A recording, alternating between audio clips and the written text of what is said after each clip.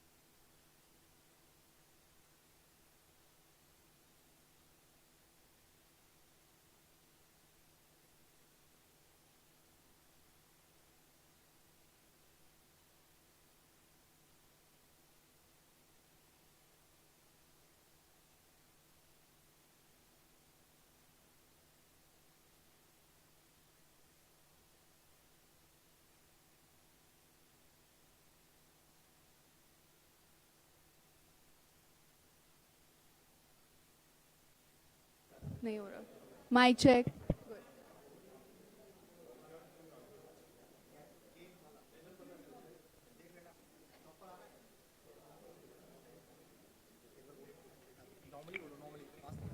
Mic check. 1 2 3 3 2 1. Good.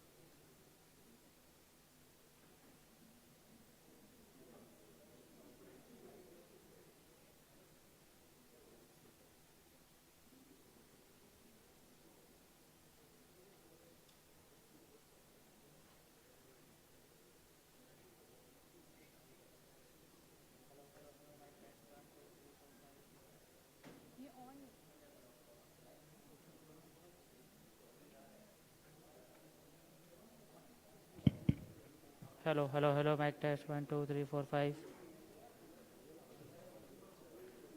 ठीक है.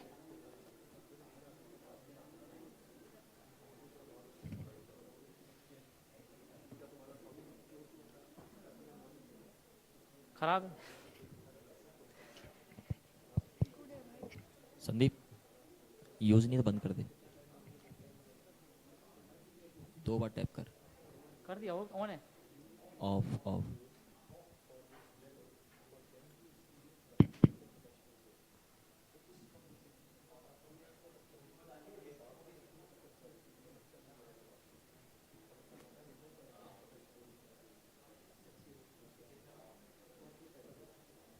Guys, can we please turn our phone silent and laptops down, please?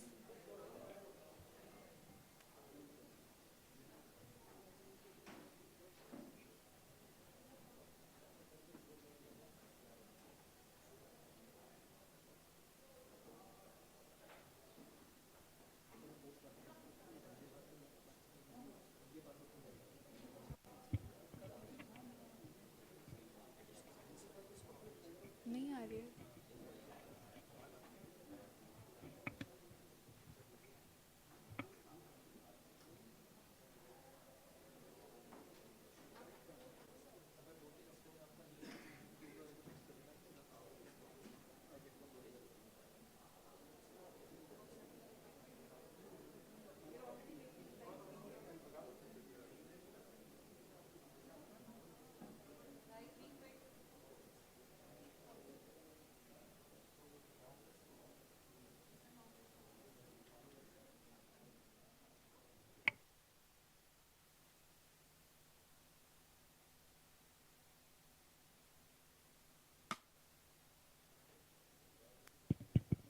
Good afternoon, ladies and gentlemen. It's not every day that we get to witness the collision of two megatrends shaping our future, AI and climate change. Today, courtesy of PwC X Masters Union, we are honored to be joined by two of the sharpest minds at PwC India, Mr. Manpreet Singh Ahuja, Chief Clients and Alliance Officer, and Mr. Sambitosh Mohapatra, Partner and Leader for Climate and Energy. Leading this conversation and navigating the nuances is someone who is no stranger to complexity and transformation. Ms. Neha Jain, a Senior Director at PwC India, spearheading the firm's transformation agenda vision, with over 18 years of cross-functional experience in consulting, strategy, operations, and ESG. As the Net Zero Project Director, she is currently steering the firm's path to sustainability, with, interestingly, a strong emphasis on driving behavioral change across the organization. Parallelly, she leads large-scale transformation programs that solve for cost, speed, scale, and experience. An alumna of SRCC and NMIMS, brings both intellectual rigor and a changemaker's drive, making her the perfect person to moderate this conversation of consequence. AI is as real on our screens as climate change is beyond. It's about time we learn a little bit more about our realities. So please join me in welcoming Ms. Jain and our two guests, Mr. Ahuja and Mr. Mohapatra.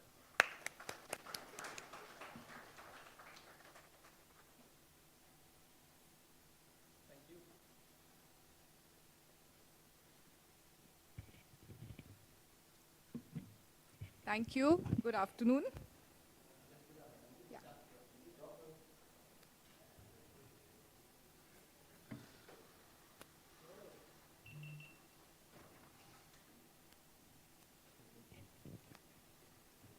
Thank you. Thank you for that very kind introduction for all of us. Good afternoon, everyone, and a very warm welcome to this presidential-style debate on one of the most defining challenges, AI versus sustainability. Are we automating a crisis or are we combating it? I think that is the defining question. I've been introduced well enough. Thank you so much. So I just want to start with extending a heartfelt thanks to Masters Union for having us on the stage here, and also for being a very visionary B-School for hosting such futuristic events. In a world driven by tech-led innovation, I think we stand at a very critical intersection. On one side, we have AI, a force accelerating progress, transforming industries and reshaping human experience. On the other, sustainability, our moral compass and planetary responsibility, demanding that we act now so that we have a secure and a livable future. Can we reconcile the exponential rise of intelligent machines within the finite boundaries of our environment? Or are we chasing advancement at the expense of ecological collapse? Well, as someone very deeply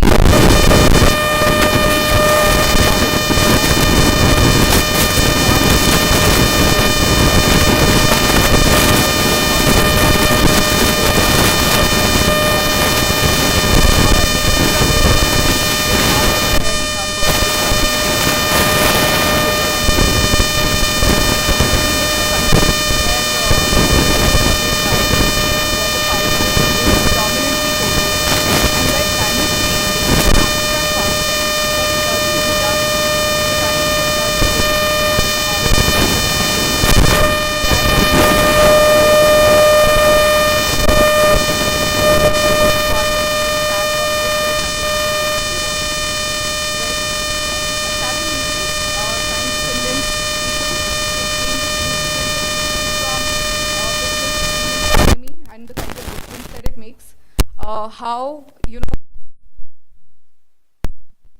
train travel, and doing that in a professional services firm is even more difficult because there's always a client pressure and commitment, and there's this urgency of getting deliverables to the client in the right manner.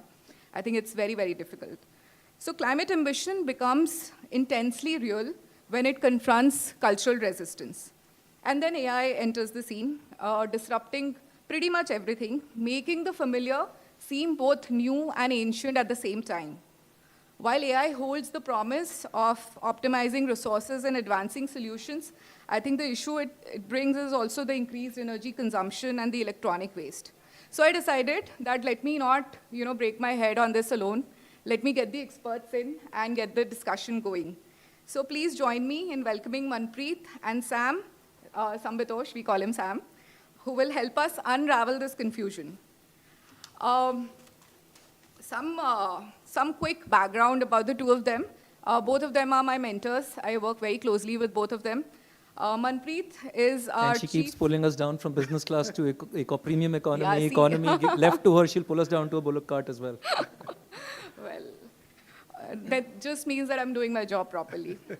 All right. So Manpreet is our Chief Clients and Alliances Officer. With over 20 years of experience at the firm, he's donned multiple roles. I mean, the ones that I have listed are not even, the comprehensive list, but he's led the risk assurance practice. He served as our digital officer, spearheading the digital transformation of the firm for the last 3 or 4 years. He's developed a specialization in the TMT sector and has worked across the globe, diverse culture, markets, US, UK, Europe, Africa, Middle East, Asia. I don't think anything is left, right? You've covered the globe. And Sam is our leader for ESG, climate and energy practice. And he cuts across the entire spectrum, driving strategy to execution across energy transition, policy changes, decarbonization, sustainability, climate strategy, anything to do with ESG, Sam is really our expert. More than 2 decades of advisory experience, again, across the world. I don't even need to go into the geographies because there are just so many. So I think today's debate is critical, it's relevant, and I think it's personal to each one of us. It brings together 2 of our sharpest minds, one shaping the future of AI, and the other one holding the line on climate truth. And as your moderator, I promise a fiery but fair exchange of ideas and opinions. Perhaps we'll be able to forge a path which respects both innovation and nature. So let's get started. I'll invite our speakers. Maybe Sam, you could go first, Sure. For an opening remark. And she's got another job. She's got to keep us civilized and not make us trump out of this. Now that's a tough one. So thank you for this opportunity, and thank you, Neha, for the introduction. For the first time, I'm on the right side, isn't it? I'm on right side of Neha. But some of you will say that I am on the left side of some of you, right? So climate is always a negotiation, which means it is always up for debate. Okay, so that's how I'll start. The second point I have is there's nothing called versus. Very clear view around this. Climate is planet, prosperity of people. It's about living in this world and doing our job and staying prosperous, right? So, for example, we do a lot of work with tribals and communities. For them, the GDP, the traditional GDP that we speak about, is in monetary terms. But for a tribal, he never understands how money is important. He has been always sourcing water, his fruits, his vegetables from the forest. And suddenly you bring in the concept of ownership. Everything changes for him. Now, is this activism? So we will keep it real, as Neha rightly says. We will not go into the realm of activism. Third point I have, we will not throw statistics, because sometimes statistics will bury you. So we will keep it very real on how we are seeing the whole debate unfold. Now, the first point you guys need to understand is this world can accommodate up to 25 billion of carbon every year, right? 25 billion tons of carbon every year. How much do we generate? We generate 38 billion tons of carbon. Simple mathematics, 25, 38, right? Which means 13 billion tons of carbon excess every year. So if you are hearing about net zero, it's about bringing that down to below 25, then you are balancing the carbon. But net zero is going significantly below, right? So therefore, that's a fundamental issue. Now, if you have 13 billion tons of carbon in this atmosphere, which is excess, it will create certain problems, isn't it? That's about it. What are the problems that you are seeing? So that she said that it is real. You will see glacial melting. You will see the seas temperatures rising. You losing the whole coastal regions. Now the second thing is there a business impact? Absolutely. Developing nations are impacted the most. Poor people are impacted the most because they do not have the wherewithal to deal with climate. Okay? So as a responsible citizen, we should do whatever it takes to bring it down. Right? So therefore, you are with me till now on the arguments. Now the second thing is, as I said, it's a negotiation. The disappointment sometimes come for real practitioners like us. 29 COP summits you would have been hearing. Every time we talk about technology, we talk about financing.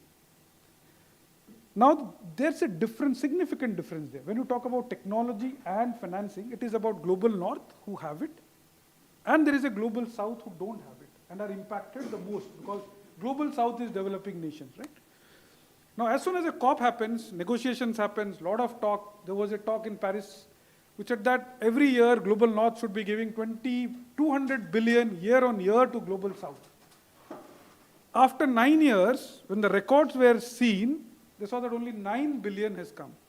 200 into 9 should have come, 9 has come. Which means, whatever we were talking about technology, transfer, financing, just not happening. It's still COP 29, 30 will also come, 31 will come. Okay, so that's the thing. Now, here I would go back to the Indian civilizational story, right? Why I believe this is a tremendous opportunity for India to lead on sustainability. Do understand 4,500 crores of civilizational roots. You have all grown up in families. Our grandmother will not allow a single piece of cloth to be thrown out till the vest becomes a dusting cloth, the dusting cloth become a car wash, which means we understood the use, reuse, recycling, which means only in the last 30 years, because of technology, we erred. Okay, we started throwing things. Amazon is giving you things, you are throwing. Earlier, the radios, the tape recorders used to get repaired. Now I'm throwing off. iPhone, I don't know where it is going. Now the fundamental issue is technology bringing certain discrepancy in a civilization which has been always living sustainably for 4,500 years, or do I still have hope? I'll rest my case here. Neha, over to you. All right, Manpreet, all eyes on you. So guys, if everybody were to hear Sam, throw your iPhones, because that's only, technology is not helping you. Go back to life without a phone. Possibly you weren't even born. I was born in a world where there was no phone. The amount of productivity, the amount of impact, the amount of corporate benefit, social benefit, learning that can happen through this is mind-blowing. So, you know, I think we are missing the point here. End of the day, it's the human mindset that needs to get changed. But if you go back to exactly what Sam just said, if it's taken you multiple years and years and years and years to change a human mindset, it's going to take you another 100. And by that time, the planet will be gone. We have a crisis at hand. And the crisis is real. I am not disputing that at all. And that crisis is massive.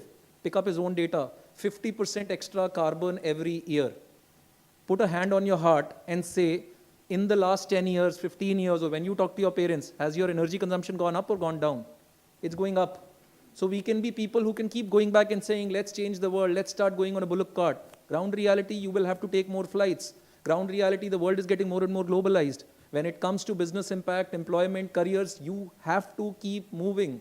So chasing this crisis is not an option in my mind at all. We have to be ahead of the crisis.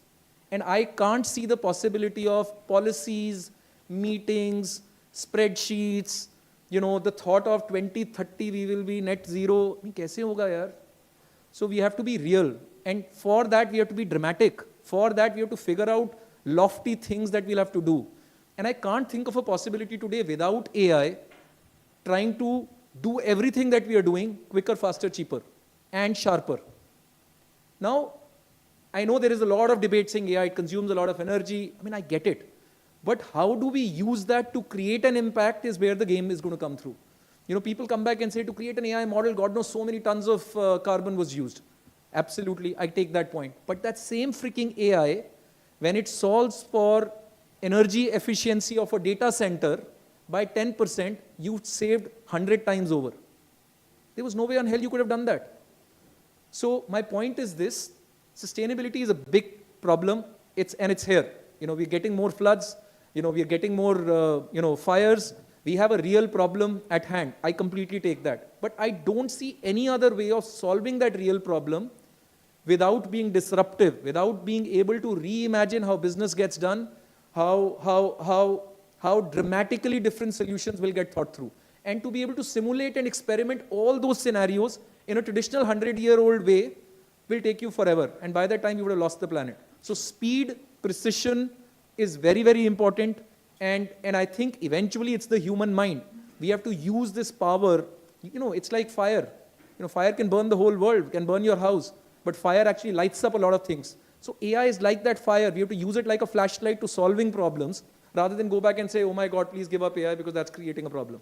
I mean, it's like, you know, a child was born, there's a birth certificate that says, you know, GPT-3 burnt a lot of carbon and therefore GPT is bad. Arey Baba, दुनिया बढ़ गई है इसके बहुत आगे. So let's start using it to solving problem. And minds like you should kind of play a role in terms of saying, you know, how can I manufacture more? How can I produce more with less consumption because there is AI, because there is precision. Wow.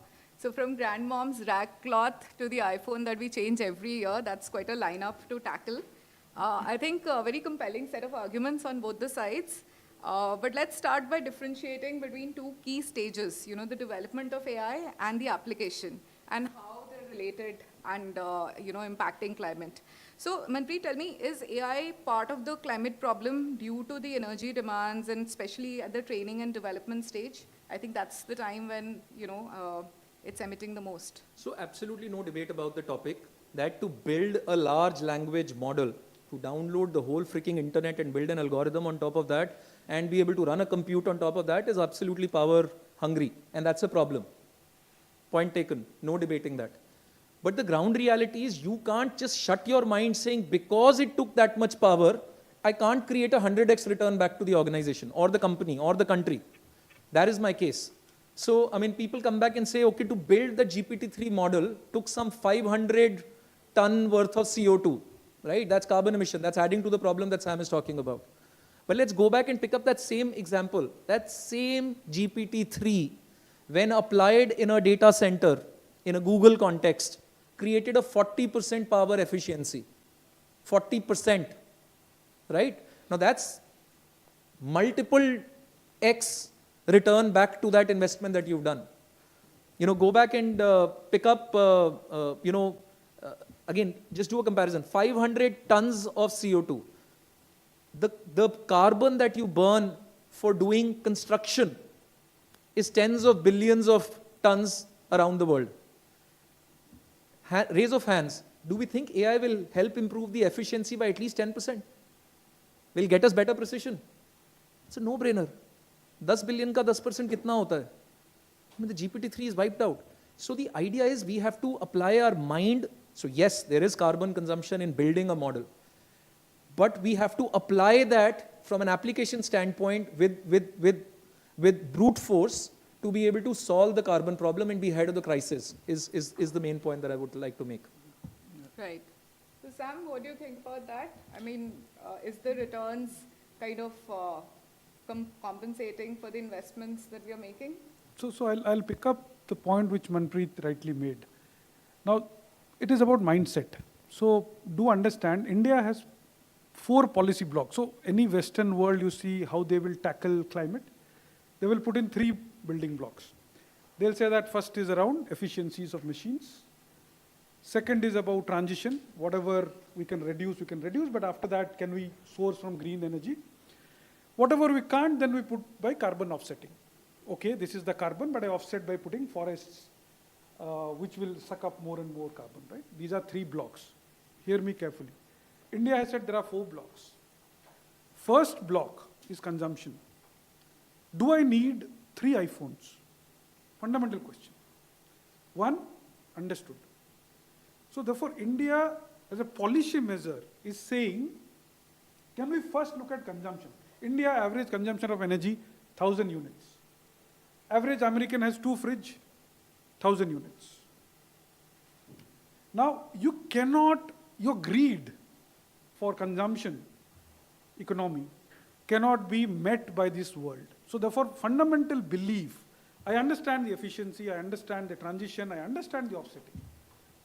No one talks about consumption because unfortunately the consumption hits the wheels of the economy, right? Because can you go down on consumption and still survive? Can you not have 3 cars? Can you have 1 car and survive?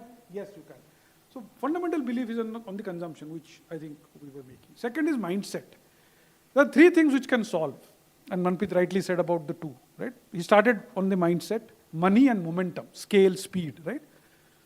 Unless the mindset to change is there, it's extremely difficult. So PwC, for example, took on it had the mindset. We said we will go 2030. Given the kind of growth we are having, travel we are having, we still said we will put out 2030 and do net zero. India, for example, as a country, is saying whatever is my carbon intensity in 2005 for 1 unit of productive output, I will reduce it by 45%. Now that's ambition at play. Same production by 45% less carbon intensity.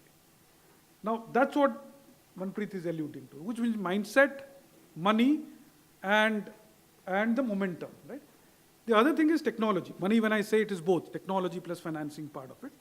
I would say that would address some of these, but at the core of it is this whole mindset and consumption, and can we limit what the earth can provide? There's something called as World Overshoot Day. How many of you have heard about it? What's that?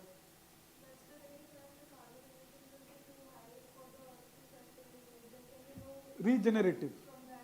Correct. So for example, Qatar as a country reaches the overshoot day in February.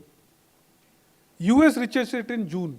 The world reaches it in July, which means by July, the world consumes everything that the earth can produce in a year, which means for the next 5 months, we are taking in more. India, our overshoot day is still not there, which means we don't extract that much from the earth. Therefore, my positive intent, I'm repeatedly saying India's philosophy around sustainability, around how we will use AI, I think we will go to the next stage when how the AI will be applied to solve some of these problems. I think we will have significant innovation in India where we might be leaders on sustainability and AI over the next decade. But that's where the optimism comes from. That's very true. In fact, that reminds me, we often talk about recycling much more than reducing. But one of the mantras that we have is that no office is the greenest office. When you shut down, and I'm not saying we should go ahead and shut down our shops, but the fact is that can it be responsible expansion? When you're traveling, can it be responsible travel? Can you club a few meetings when you're taking that Delhi-Bombay flight? And we have done that, right? We've done that. We've done that. I mean, tell us, yeah. I've gone on I think, trains now. No, we have doubled I think our staff will be now closer to 30,000. And in Delhi office itself, we have reduced by half, I think, the floor Yeah, space. we've given up so many floors. That's right. So that brings me to, one question that's playing in my head, and I'll pose it to both of you. Does investing in AI, Manpreet, maybe you can go first. Does investing in AI by a company automatically undercut or undervalue its climate commitments? I mean, can you explain whether these forces are contrary or they are complementary? See, I think ages ago, some smart person said survival of the fittest. If you're running a business, if you're running a venture, let's say if I'm a climate advocate, if I don't invest in AI, it's a doomsday for sure, whether for you, for your education, for your business, or the climate agenda. I mean, it's a no-brainer that, we also keep going back and hearing, right? The world is going to, the same point that he was talking about, the world will not be able to produce as much food as people need to just fill their bellies, right? It's a real problem. Kaise solve karoge? Minimalism. Yeah, my dadi used to talk about minimalism. When I read when I do my morning puja, that also talks about minimalism. That says, Moh Maya se upar uth jao. Mujhe to dikh nahi raha, how is the world going down on Moh Maya? The overshoot day, if awareness was the only way with which we could solve the problem, this entire room would have raised the hand and said, yes, we are worried and scared about the overshoot day. We don't care about it. We do the lip service, but we don't really get the impact of this problem. So we have to fundamentally figure out saying how with the limited resources, we can feed 10x, 20x, 50x, 100x more consumption and actually become a surplus world. That's the lofty ambition that we have to carry. Now, you can't carry that lofty ambition by doing incremental steps. You have to fundamentally rethink and sweat things differently, right? That's where non-linear benefits will begin to start coming in. That's the moot point. And non-linearity in today's world cannot be thought through without being able to simulate a zillion possibilities and finding that needle in a haystack that actually gives you the possibility. Today it's AI, tomorrow it will be quantum. but we have to move fast towards it and leverage those technologies into the direction that Sam was just talking about that makes us a surplus world. Rather than just, people who have to solve, if people like Sam who understand the climate problem and have to solve it don't become champions of AI, then we are in a difficult zone.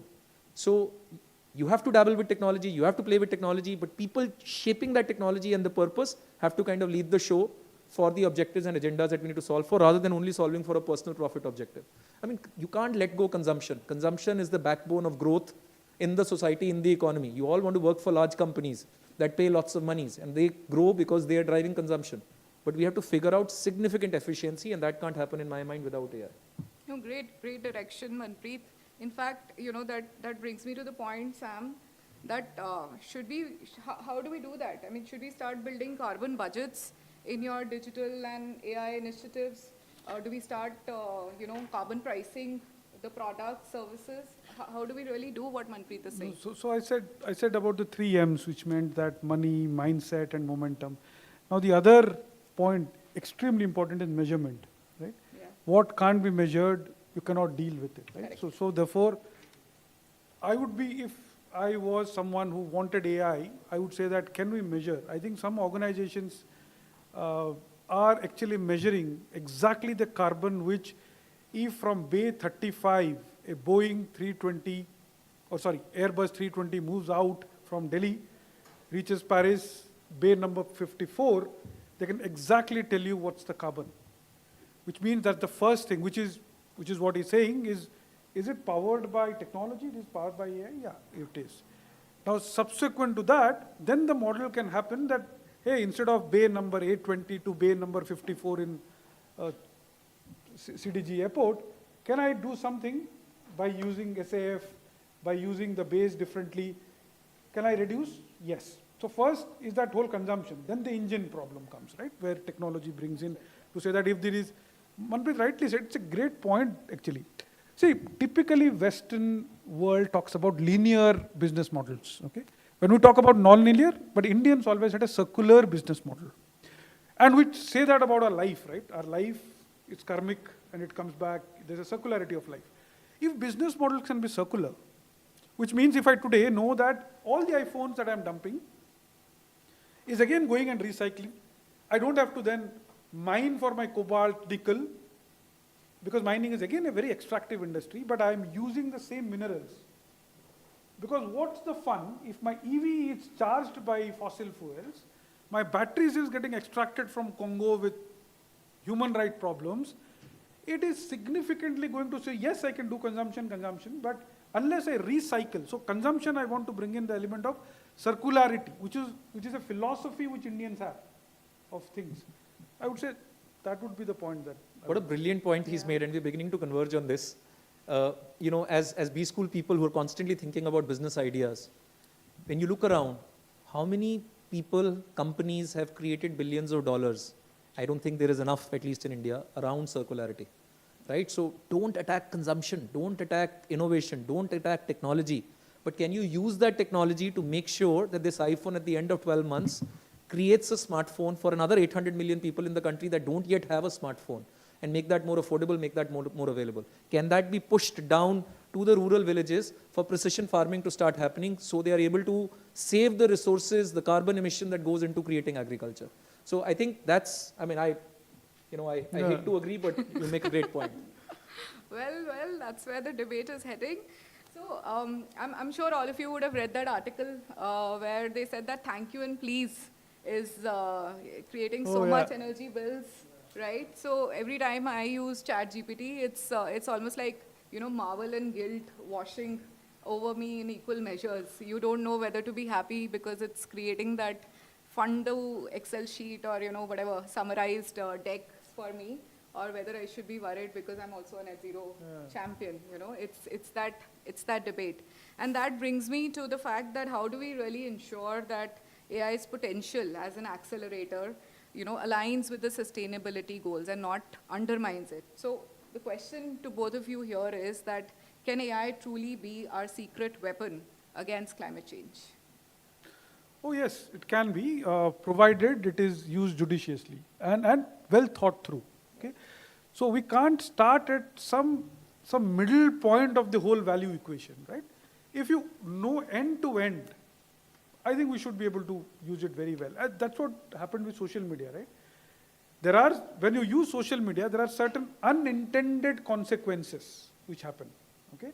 Now, if we understand this AI well, and I am already doing and thinking and researching about what can be those unintended consequences and try to address that today, I think it is absolutely brilliant. And my excitement comes, and I wanted to ask is, measurement, for example. If some AI can get all the data over the last 100 years and can tell me the climate models, brilliant. Because today, my insurance for an infrastructure is based on very old models. Please understand why the large infrastructure projects came in the Mundra coast. Anybody can tell me? Because Arabian Sea, the probability of a cyclone was once in 50 years to once in 100 years. While the Bay of Bengal had a probability of 1 in 10 years. That was the climate model then. Today, every year there is a Bay of Bengal cyclone, and in the western coast there is every 10 years there is a cyclone. Which means those climate models are outdated. Which means those climate models would ensure the lending rates, the insurance premiums. Now use those climate models, make it happen. Again, he touched on the agriculture, precise farming. Can we use water? We are, as a nation, if you have heard this, people say that we export water. Because Punjab, you created a green revolution maybe 20 years back, but after that, because of the kind of incentives you created, people pump in water into wheat and rice, and you export that. So you're not exporting rice and wheat, you're exporting water, which is a very precious commodity. So if those kind of understanding is made aware to citizens, see, I'm a fundamental belief that everybody will have vested interest. But most of the revolutions happen citizen-led. So if you're somewhere, Manpreet, I would say, AI is able to empower citizens to give them those data on consumption, transition, offsetting, efficiency, I will be much better educated. Yeah. So can that power be given to an individual and to make those changes is what my ask would be. Otherwise, I'm convinced it can be, provided it is seen in the full continuum of value. I think the only point that I'd like to add on this is, I think what he said is changing the human mind is super critical, right? That's where the game begins. Now, unless you're able to track, measure, report in a very credible way, people will not see the mirror. Yeah. And there is no way on hell you can track, measure, and report at the level of granularity that we need to without AI, sensors, technology coming in that is boiling the data to be able to give you that insight. This smartwatch has made a big difference to everybody's life, right? You think you've become a little more fit because it tells you saying you slept well, you walked well, you haven't done this, you've done this. There's no spreadsheet that can track this. So even if, let's say tomorrow, I could go back and say, oh shit, I did this prompt at ChatGPT and I shouldn't have done it, I should have just done a Google instead. If every prompt were to give me a measure of the CO2 burn that I've done, and the net benefit that I've created, like we measure profits, right? I mean, at PwC, I can throw you a data point. We have people using Chat PwC. For every dollar that I'm spending at Chat PwC, I get $19 back. That's the commercial efficiency. Can I not track a carbon efficiency for it? Of course I can. The more I track it, the more people will be a little more aware. The more people will start thinking, saying, how can I build models that are actually more leaner and sharper? And that's what's happening in the world of technology. If you see what started happening is, the world is now, the tech world is talking about smaller models, small language models. You've heard about that, right? Small language models. They are actually a lot more optimized, very efficient, actually have a lower latency, and actually do a much smaller, they have a much smaller carbon footprint. So as we start measuring it, you will be able to improve this technology, and yet the benefits will continue to keep cascading and scaling up. There's one more point I think we were discussing about circularity. Very interesting. I went to a debate. I said India is not doing enough on circularity. And this was a debate which was happening with battery manufacturers. So this was theory, right? Because circularity not happening, not in. Now there were two promoters who just raised 500 million seed funding. Sam, have you seen battery heaps around this country? Simple question. Have you seen? No. Which means automobiles are there, significant traction, which means brilliant ideas are getting implemented, but at an informal level, at a grassroots level, which means fundamentally Indians, jugaad economy, what you call it, right? But then they said, a battery has 62 minerals. We extract only 2 out of it, 3 out of it. With technology, can I extract all 62? He said, with technology, today I have technologies to extract all 19 of them. Processing technology, I'm saying. So fundamentally, if it can be used for enhancing the productivity, recycling the minerals, you will have magic. Yeah. So that's a wonderful point. Just making Yeah. this a little more real as well as how, I mean, I'm going slightly beyond climate, but really trying to solve the life of somebody sitting in a tier 3 world, and it's a live conversation happening with, one of the government departments. What you've heard of Cropin? Cropin? It's a geospatial, data that gets tracked. In a life of a farmer, today with a phone, if one of you were to be an entrepreneur and go back and say, I'm building a digital platform which has data feed coming in from Cropin, which is the geospatial data that is available. And as a farmer, I can click the photo of my produce, when it's growing. It will corroborate that 6, 8, 10 weeks before I actually do the cultivation with the data of Cropin to go back and say, what is the predicted level of production that you're going to be doing? Is there a problem in your produce vis-a-vis what the market produce is going to be? Is this market going to be crowded with extra produce and therefore the rates are going to go down or not?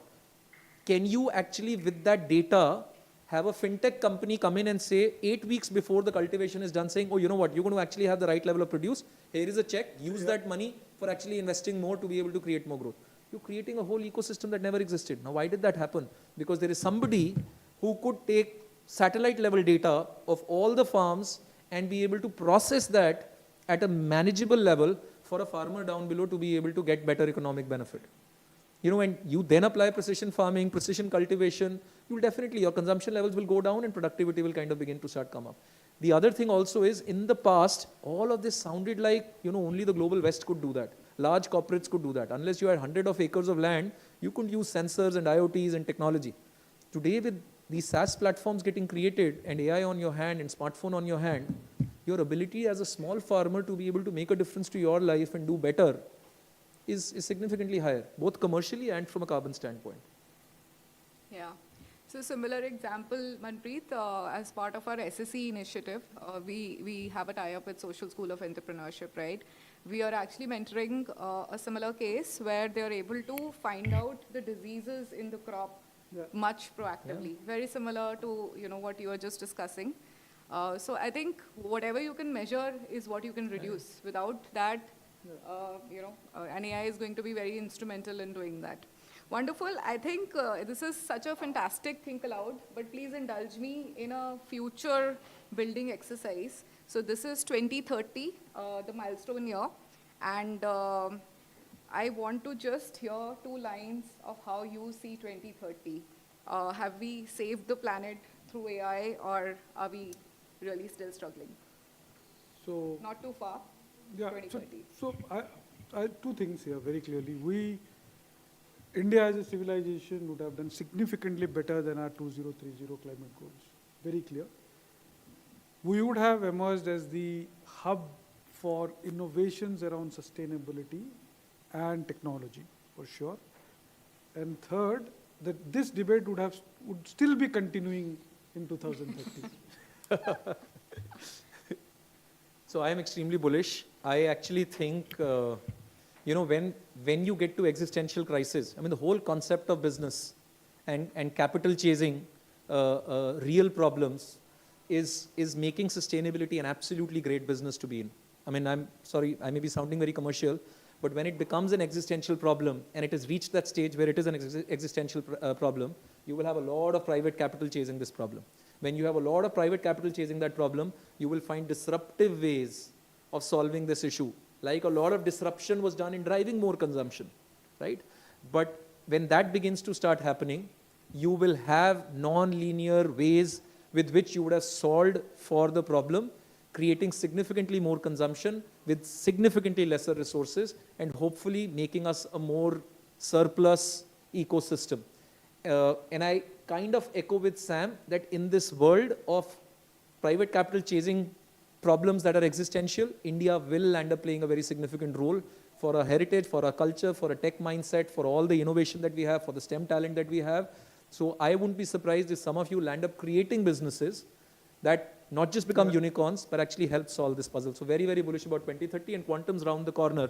And some people could debate that's more consumption and more carbon, but that your ability to solve problems in a way with which one human mind can't solve will be significantly higher. So I have a very bullish view of 2030. Thank you, Sam. Thank you, Manpreet, for bringing this fire and clarity to a very, very real debate. And also the audience. I think with you, it's, that's where the real transformation really begins. It's really time to act and not just be passive listeners. This isn't a fight, it's actually fusion. AI and sustainability, while we started saying versus, I think we should drop the word versus. It is AI and sustainability together. They are variables of the same equation, and I think we need to solve them together to be able to solve for future. I think that's, and I'm sure, Sam, you agree. I mean, our children are better placed to teach us. At least my daughters are far more sustainable in their head than we ever were. We were frugal. Yeah. We were sustainable because we were frugal, but I think they're really learning the concepts of sustainability. My son much keeps better. preaching me sustainability all the time, questions me every time. Yeah, like the But way he goes to an air-conditioned school, 360. I mean, no, but he asked you why you're wearing a blazer, didn't he? Oh, yeah, of course. Yeah, he does question that, saying in summers you're wearing a blazer, that's not sustainable. Yeah. Thank you. I think we can take a few questions. Yeah. How many of you believe if there is a ray of light on sustainability, it's possibly AI?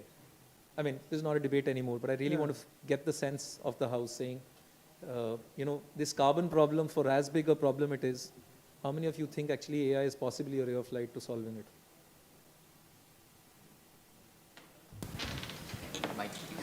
Not many actually. Please solve कैसे होगा problem?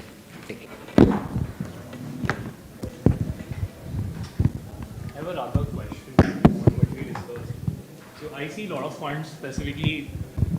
So we have a lot of funds now who specifically focus on the climate as a problem solving, right? And it's not just a 1 year horizon when it's been happening. It's rather for last 5 years it's been happening. But and a lot of people keep on saying that next unicorn can be built up around that as well, right? Who can solve the climate as a problem. But it's still, we see that whenever somebody start to solve around it, there are a lot of things which are not able under their control. What do you think, what could be the catalyst here which can actually help them to, make a better problem solution in terms of the climate thing? So PwC comes with something called as state of climate tech. Okay? This time when the study came out, hugely disappointing for many of us. Now, the funding for some of these has gone down to 2019 levels. The peak of investments into climate had happened in 2021-22, and then it has petered down. But where that ray of light, as Manpreet was saying, came is significantly where cost economics is playing out. There is investment there, which means energy transition, which is renewables, electric mobility, because that's also making sense for 3-wheelers, 2-wheelers, and third, on AI. Because people, they have lost interest in many other experiments which happen. But now the ray of hope is that on AI models, people are believing, because it is attacking all the fundamental principles that I talked about. Consumption, it can play a role. Efficiency, it plays a role. Transition plays a role. Even in offsetting on new technologies, be it in carbon, forests, it can play a role. Right? So therefore, that's the green shoot which is happening. Let's see how it plays. That's one. Second is sometimes the scale is tremendous. For example, I think we debated about circularity. Everybody understands that waste recycling. We don't understand, we have not formalized that, but you look at the rag pickers around, they make tons of money, informal cash. You try attempting a scale like Amazon for waste, which means that is there a platform where all your things you want to give back? Our Prime Minister talked about reverse logistics, which means we have logistics which is there, but from a consumer back, we still don't have. But these problems it is so huge. You will actually have an Amazon someday, right? I'm not saying Amazon, but ABC, which.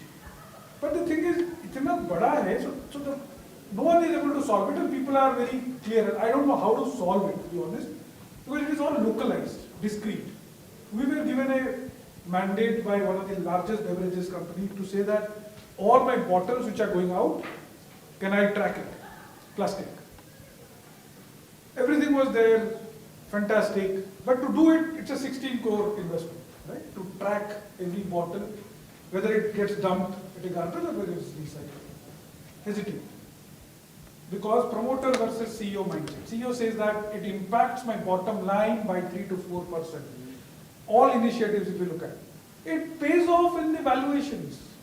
But that argument is understood by promoters. But if you are a CEO and you are quarter to quarter, and there is an impact on bottom line, and you are not able to tell your story well to the market or to your stakeholders, it's absolutely difficult. So some of these funding issues which are happening, people understand.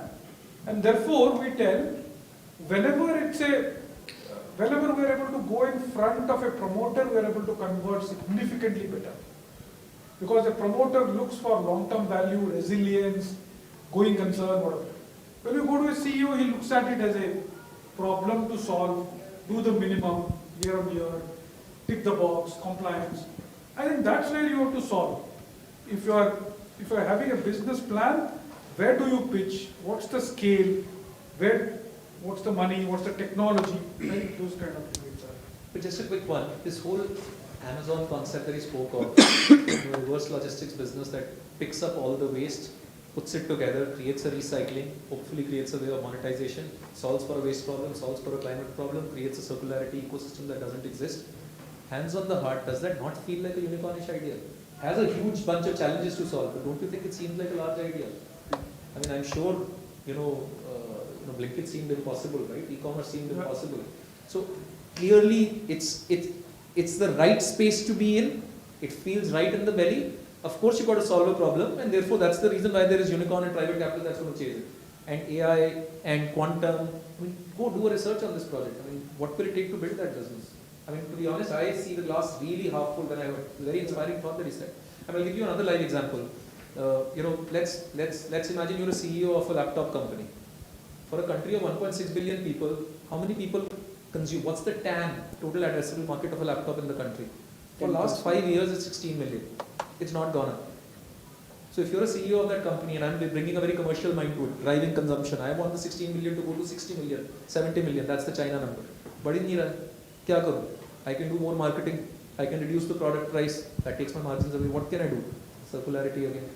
What will it take for an old laptop to get recycled at an industrial scale with a layer of comfort that yes, it's under warranty and coverage, and be made available to a tier 2, tier 3 city at a 10,000, 15,000, 20,000 price point?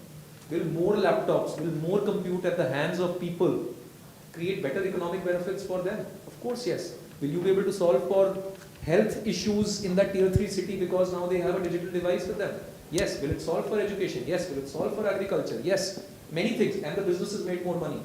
So but has any large laptop company solved for circularity in the country? None.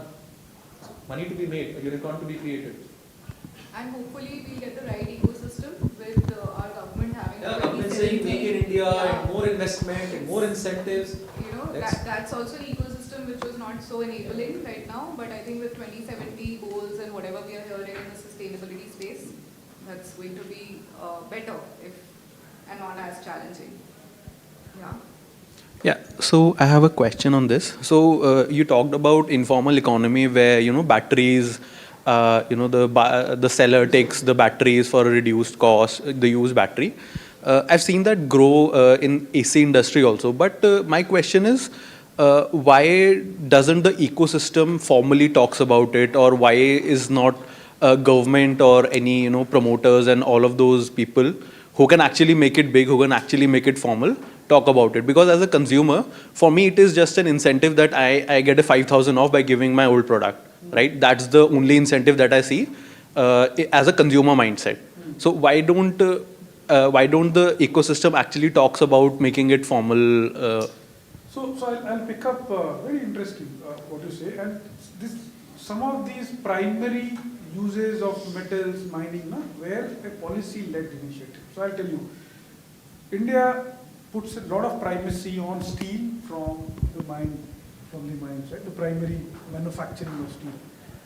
Europe has just come with a regulation which is that the steel that is to be imported into Europe has to have 30% recyclable element. Suddenly all steel manufacturers in India are struggling. So the recycling in India would have taken off in India, but India at that point of time was putting a lot of primacy around industrial scale manufacturing instead of iron arc furnaces, if you understand, right? Where the scrap is put and your molten, that is not as efficient. But ab kya hoga, now that if India puts a policy regulation that your steel making has to have 20% recyclable component, all your steel which you want to give back become extremely valuable. Okay? So many of them, unfortunately, are policy-led. Okay? Policy-led and all. Second, wherever it is market-led, there, that's what Manpreet is saying. Is there an idea? This is just bubbling. Please understand, folks. It will happen in 5 years. Are you the one who is doing it or not? It's exactly what Zomato was not a feasible idea, Blinkit was not a dark stores. No, please understand, even dark stores. In a European city, it's not possible. Why? Because India allows for mixed usage. Within residential compounds, you still have a store. Now, European laws will not allow that. Isiliye, whatever is possible in 10 minutes, because people are flouting rules. Please understand. Every day you see MCD. So therefore, some of these are market-led, opportunity-led, even though policy loopholes. Some of them can be policy-led. So both are possible. But innovation, and do understand, so I worked a lot on policies. Do understand, market and innovation are always ahead of policy and regulation. It happened first. Uber happened first. Then India came and said, no. If in India you want to do Uber, then it has to be commercial vehicles. No one said it in Europe. They said it's private vehicles, they're actually Ubers, right? It's not commercial. Because the taxi union came in, they said, no, you and I can't, with our private vehicles, can't be Ubering. So therefore they said, okay, Uber became a formalized model of taxis. While in the Western concept, it was anyone, even me, while going from this place to my office, start by Uber and anyone can come and he pays me and I take him. That is not allowed in India now, right? Which means that innovation and market will lead. Policies and regulations will follow. But should there be an idea around this? It's great to pursue that. Hi, this is Ayush. So you guys talked about two things. One is change of mindset and second is consumption, right? So I slightly disagree on that part because I believe this is a top-down approach, not a bottom-up approach, as per I am thinking. And I'll give you an anecdote. So I was in a flight from Delhi to Bombay, and I was sitting right next to a very industry leader working in a consultancy, say, equivalent to PwC, and he works in a renewable energy space, a very big leader. And he was making a presentation for a very big manufacturing company in India. So as I'm very curious, I talked to him what you are working on and everything, and he told me that about all the projects that they are creating a carbon net zero initiative. The point is, people are not focusing on reducing their carbon credits, they are focusing on offsetting it. So the project and everything, the money that the consulting firm is taking is to, okay, we have produced 15 tons of carbons this year, how we can offset it? No one is focused because of these zero. So how do you think this challenges? I would challenge that. Yeah. Challenge that significantly. Maybe it's 3 years back, now it's changing, I but would agree. In most of organizations, if they have the right net zero strategy, works on all 4 elements. But ultimately, there will still be carbon. So these are organizations which are far ahead in the curve. So they are doing carbon offsetting because they have exhausted all the options in the first step. Please understand. Maturity of organizations are different. I don't want to name a company, but there are a lot of companies who were far ahead in the sustainability journey. They have done 100% renewable. They have converted all their spaces to LED lighting, energy efficient building. Everything is done. Still they have 15 tons like you. Okay. Then they have to offset, which is extremely positive. Hmm. Offset no one does. I second that. We do that in PwC. Yeah. But for us, both of them are parallel work streams. So we are reducing our emissions also, and there is a certain target that we want to reach by 2030. But the fact is that we're also a growing company. I mean, we have double-digit growths in terms of all PwC network firms, right? So we have to, we do incur emissions, and that's also reality. So the best way is to work on both together. Thank you. Four. See, don't say one. We talked about 4 elements. If you want to get out of this room, learn 4. Consumption, efficiency, transition, offsetting. If you have to get out of this room, I would not agree on one element. First, look at consumption. Second, look at the most efficient machines for efficiency. Third, transition to greener. And then fourth is offsetting. So we talked about 4. So I would not say we talked about consumption. We can Consumption and mindset were the two major things that we talked about. So, You are picking selectively, that's what I'm worried. We can probably take one more question because I think Mandeep, you have to. Okay, so these days, hi Sumer, I'm Sumer. So these days, companies are implementing ESG policies and frameworks in their organizations, and smaller companies are also taking that initiatives. I think big companies do that from a PR perspective as well, not necessarily having that mindset. But recently, Europe, CSRD in Europe scaled back their mandatory ESG reporting and compliances. So do you think that it's a step back from, like, because MSMEs in Europe are not required to report and do those compliances with respect to ESG? So do It's a you... transition. So I would say tomorrow everything should change to something, will not happen. India was very, very progressive. We said that the top 1,000 companies will have to report as per BRSR. There was a norm. Okay. India was again one of the countries which came out with reasonable assurance of the numbers for the top 500. Okay, which means it's a transition path. Even when CSRD came in Europe, and there is a feedback from the industry that we are not ready to be doing these kind of transitions, so we should be accommodating. So I'm not worried about some of these. CBAM, for example, it's a regulation, 20 countries will have to sign off. They said 26 is the implementation, then they'll say 27, then they'll say 28, which means you are nudging enterprises to start responding to regulation. So another word which is very important is transition. You will have to give appropriate transition. If today you tell the best steel manufacturer of the country that change your technology, he has just taken a loan of 15 years for the technology. He will say, Sam, I have only repaid back 5 years and there are 10 years more for this technology to play out. Do understand, if I were to do the impairment of that asset, as a country we are 4 trillion only, banks will completely be bleeding.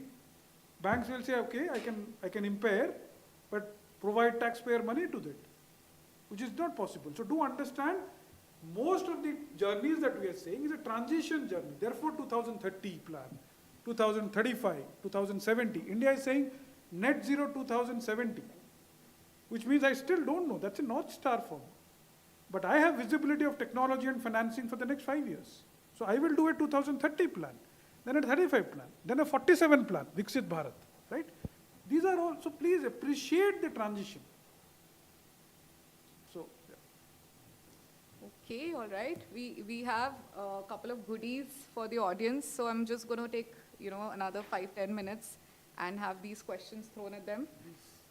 So the first question for all of you, I haven't made those questions, so don't kill me if they are tough. What percentage of global emissions are attributed to data centers, including AI operations? और आपके choices हैं A around 1.5%, B around 4.2%, C around 7.8%. Okay? Oh, that's not right. Okay. So I think then I'll just, if somebody, one more guess maybe, since there are only 2 options now. 1.5.